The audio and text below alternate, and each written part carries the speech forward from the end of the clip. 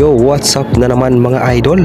Panibagong hapon na naman, panibagong laot na naman mga lods. Medyo malakas talaga yung amihan ngayon dito sa amin mga idol, pero okay lang yan. Sanay na tayo sa ganitong pag ganito yung panahon mga idol, no? Paghapon naman mga idol, medyo humihina na rin yung hangin, tapos yung alon medyo lumiliit na rin ng konti. Kaya sa part na to mga idol, naghahanap kami ng spot kung saan kami pwedeng mag-area ng aming pundo at kung saan kami komportable mamayang gabi mga idol. At sa part na yan mga idol, ay nagkape na po ako kasi medyo malamig yung panahon, kaya kailangan natin magkape para medyo mainitan yung ating katawan, no? Part na to mga idol, huwag din natin kalimutan i-shout out itong si Idol EJ Aldrin pa doon. Shout out sa iyo idol. At sa pagkakataong ito mga idol, kailangan na po natin mag-area ng ating lambat kasi medyo may dumapo na rin sa ating pailaw. At sa part na ito mga idol ay nag-area na po kami ng lambat. Kami po ng kapatid ko ay nag-area ng lambat mga idol. At shout out nga pala sa lolo ko, siya yung nagabira ng lubi doon sa dulo ng mangga mga idol. Maniwala po kayo sa akin o hindi, yung lolo ko po ay 99 years old na po yan, pero kung makabira ng lambat ay talagang sobrang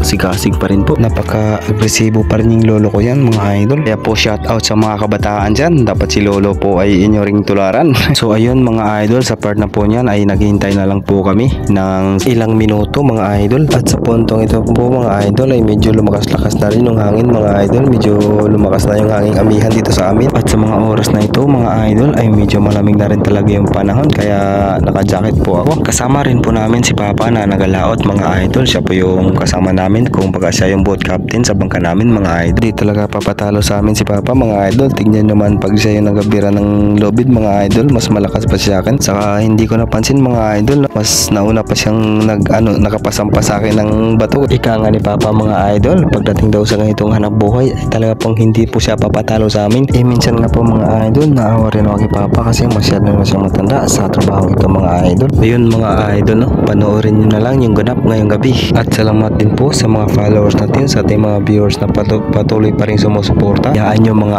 idol, balang araw ako naman tutulong sa inyo. Ingat na lang po tayo mga idol. God bless.